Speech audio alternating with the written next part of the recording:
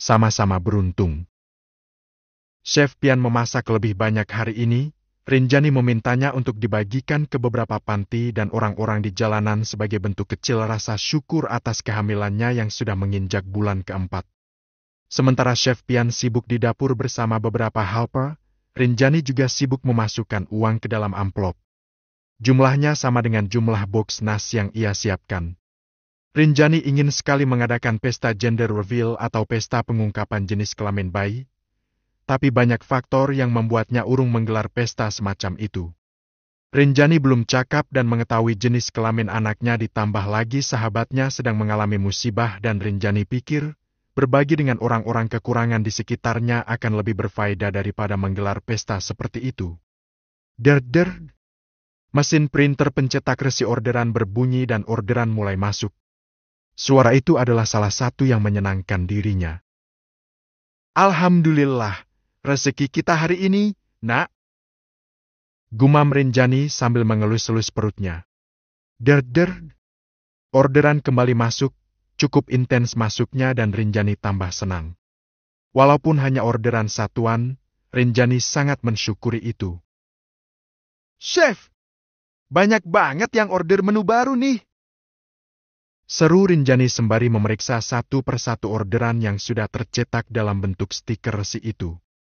Chef Pian menampakkan diri di ambang pintu dapur. Oh ya? Wah, syukurlah. Masih proses nih, Mbak. 5 menit lagi semuanya matang. Oke, sip. Kita siapkan aja dulu buat orderan. Setelah itu baru kita siapin buat ke panti ya. Pinta Rinjani. Siap, Mbak. Suasana hati Rinjani sedang sangat baik. Dukungan orang-orang sekitar adalah salah satu faktor utamanya. Hidup Rinjani memang seimbang, jumlah orang yang menyebalkan dan orang-orang yang sayang padanya sama-sama banyak. Selebihnya, orang-orang yang menyebalkan itu adalah orang-orang yang iri dengan dirinya. Der, orderan terus masuk, Rinjani tambah senang. Karena semakin banyak ia menjual, maka akan semakin banyak keuntungan yang bisa diambil. Alhamdulillah ya Allah, benar-benar rezeki kamu loh, nak. Jarang banget Mama terima orderan banyak sebelum jam makan siang begini. Kata Rinjani penuh rasa syukur. Lantas Rinjani membereskan segepok amplop yang sudah ia isi itu dan menyimpannya terlebih dahulu di laci karena dia harus mengurus dulu orderan yang terus masuk. Besok adalah waktu digelarnya pertandingan eksibisi yang bertajuk Spirit for Cancer Survivor atau Semangat untuk Anak-anak Pejuang Kanker.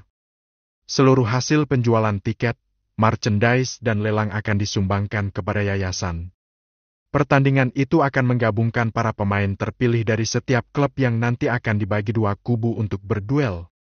Julian adalah salah satu yang terpilih dari tim Jakarta Knight. Selesai latihan, Julian menepi ke pinggir lapangan, duduk di bench sambil menikmati sebotol minuman. Saat para pemain jeda latihan, beberapa gadis cantik berpakaian super mini masuk ke lapangan.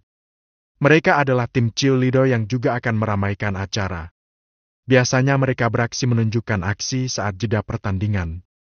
Para pemain menikmati aksi tari dan atraksi ke-8 gadis-gadis cantik itu, tapi tidak dengan Julian. Itu bukan tontonan untuknya, dia selalu menjaga pandangan matanya. Kok yang ini agak lain ya? Sigo banget liatnya. Kagumi Sean, salah satu rekan yang akan satu tim dengan Julian nanti. Julian tidak menanggapi, dia tidak fokus menonton ke tengah lapangan.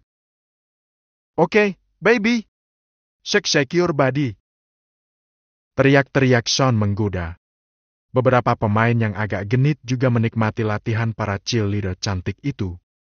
Karena ini acara latihan tidak resmi, mereka tidak terlalu tegang dan terlihat lebih lepas. Mereka pun merasa bebas untuk menggoda para cheerleader. Beda cerita lagi jika mereka berlatih bersama klub resmi mereka. Setelah selesai melakukan gladi resik untuk acara besok, para cheerleader itu juga menepi ke pinggir lapangan untuk melepas lelah. Tapi ada satu yang berjalan menghampiri ke bench yang ditempati oleh Julian. Nah kan? Ada juga yang nyangkut akhirnya. Lah kok kayak kenal, tapi siapa ya? Kata Sean begitu girang. Karena penasaran, Julian menatap ke arah orang yang Sean maksud dan itu adalah Davina. Davina dengan miniskirt dan crop top yang membuat dia tampil chic dan seksi. Bukannya senang, Julian malah tidak nyaman dengan kemunculan sosok Davina. "Hei, ketemu lagi kita. Seneng banget bisa berpartisipasi dalam event besar sama-sama kamu lagi," sapa Davina so akrab. Sean malah bengong saat Davina fokus menatap dan menyapa pada Julian. Julian hanya merespon dengan menaikkan alisnya, dia sama sekali tidak antusias. "Ini adalah kali pertama aku jadi cheerleader di event besar kayak gini. Kebetulan banget kamu juga gabung. Ketemu lagi deh kita," kata Davina lagi. Dia bicara seolah dia benar-benar sudah mengenal Julian. "Wah, malah gue kalah start dari lo, Jul," bisik Sean curiga pada Julian. "Kamu gak dikawal sama istri kamu yang posesif itu, kan?" Tanya Davina lalu melihat ke sekitar, mencari sosok Rinjani yang telah membuat dia merasa kesal karena dianggap terlalu posesif. Davina merasa senang karena tak melihat sosok Rinjani dimanapun. "Syukurlah, gak ada yang mengawasi kamu." Davina terus mengoceh, seakan dia benar-benar temannya Julian. Julian malah merasa tidak nyaman, tapi Sean sedang mencoba mencari kesempatan. Karena bagaimanapun, Davina adalah gadis cantik yang penuh daya tarik, walaupun itu tak cukup membuat Julian meleleh. Ternyata saling kenal ya?" tanya Sean. Davina melirik ke arah Sean, sikap cairnya berubah menjadi judes pada Sean. "Kami sama-sama brand ambassador sebuah brand, tentu saja kami saling kenal," jawab Davina dengan judes. "Oh gitu ya? Saya hampir aja lupa kalau Julian Prawira ini adalah selebriti atlet. Kenalin, saya Sean, salah satu rekannya Mas JP, masih junior, tapi Klil boleh diadu," kata Sean lalu mengajak Davina untuk berkenalan. "Davina, maybe kamu tahu siapa aku?" jawab Davina dengan angkuhnya. "Kayak nggak familiar sih, tapi yang pasti kamu ini sering muncul di layar kaca. Ya, bisa dibilang aku ini aktris," jawabnya lagi sambil menyombongkan diri. Kalau sudah begitu, Julian tambah ilfil dengan sosok Davina. Selain genit terhadapnya, ternyata Davina juga memiliki sifat angkuh di hadapan temannya. "Ya, kamu memang aktris. Awesome. Senang sekali aktris seperti kamu berpartisipasi dalam event ini. Thanks, Vin." Kawan-kawan Davina memanggil menyerukan nama Davina. Davina menoleh dan mereka melambaikan tangan memberi isyarat untuk segera pergi ke ruang ganti untuk briefing. "Aku harus gabung lagi sama timku. Aku pamit ya. See you tomorrow," pamit Davina, tapi dia kembali hanya fokus pada Julian. "Oke, Davina. Gak sabar lihat aksi kamu besok," sahut Sean. Lama-lama Davina kesal juga karena Julian tidak menyahut semua perkataannya. Davina mengabaikan Sean, dan dirinya diabaikan oleh Julian, benar-benar situasi yang cukup seimbang.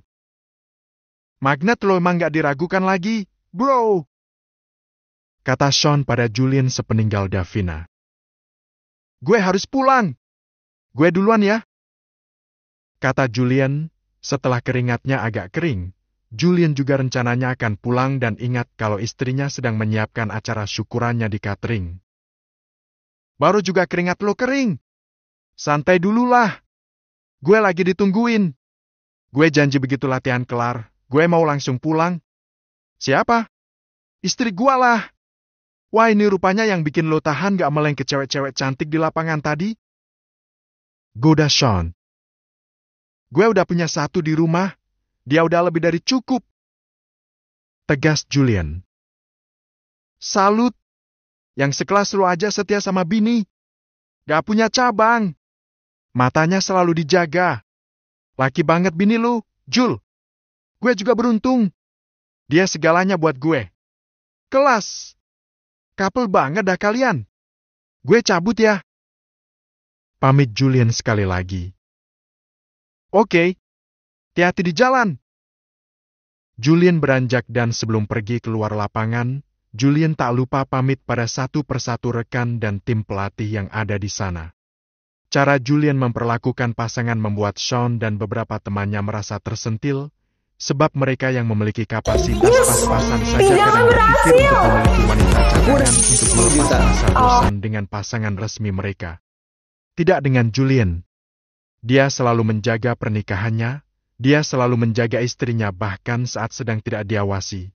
Ya, walaupun kadang-kadang dia suka kilap dan lupa melapor saat ada Davina hendak nemeng pulang padanya waktu itu. Duduk di antara para taksek. Farhana sedang menghadap layar laptop,